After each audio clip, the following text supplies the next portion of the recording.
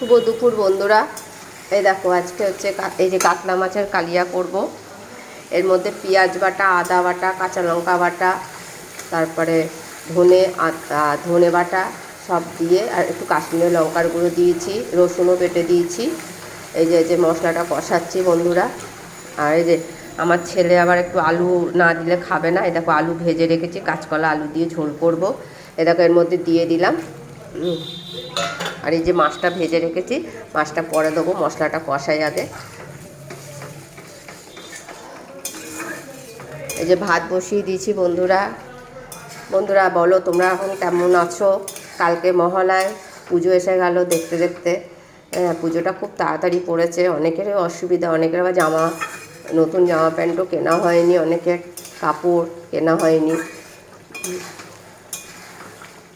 যা মার্কেটে ভিড় বন্ধুরা, কে যাবে কিনতে? বাবা, আমার তো ভিড়ের মধ্যে যেতে ইচ্ছা করে না। একবার আমার মানি ব্যাগ চুরি হয়ে গেছে,